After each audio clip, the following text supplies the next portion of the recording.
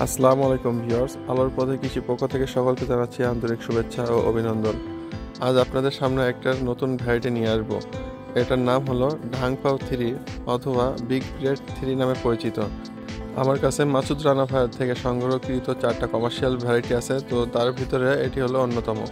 Commercial variety হিসেবে আমরা যে 4টা ভ্যারাইটি কালেকশন করছি মাসুদ রানা ভাই থেকে, তো সেগুলো হলো বিগ ম্যাক, ঢাংপাও থ্রি, মিবাও ও মিজুয়ালাং টু।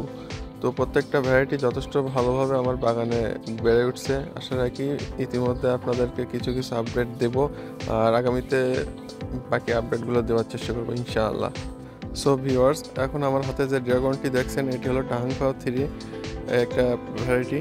তো এই ভ্যারাইটির বৈশিষ্ট্য এর নিচের গোড়ার দিকে পাতাগুলো একটু খাটো টাইপের হয় এবং সামনের পাতা 2 থেকে 3টা একটু লম্বা টাইপের হয়। আর পাতা কম হয় ড্রাগনটি দেখতে অনেক সুন্দর লাগে।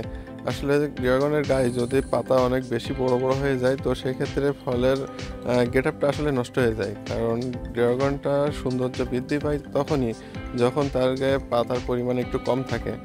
সেটা আপনারা দেখে বুঝতে পারছেন। বাণিজ্যিক চাষাবাদ করার ক্ষেত্রে শুধু ড্রাগনের সৌন্দর্য দেখলেই হবে না, ড্রাগনের সাইজ দেখতে হবে কেমন, ড্রাগনের সুইটনেসটা দেখতে হবে কেমন, ড্রাগনটা গাছে ধরে কেমন সেটাও দেখতে হবে, এবং এর গাছের গ্রোথটা কেমন সেটাও দেখতে হবে। সেই ক্ষেত্রে বলা যায় এই গাছের গ্রোথ অনেক অনেক বেশি।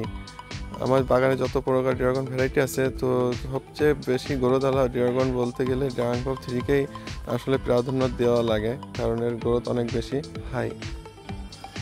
এই ভ্যারাইটির সুইটনেসের দিকে লক্ষ্য করলে দেখা যাবে এটির ব্রিক্স আসে 24।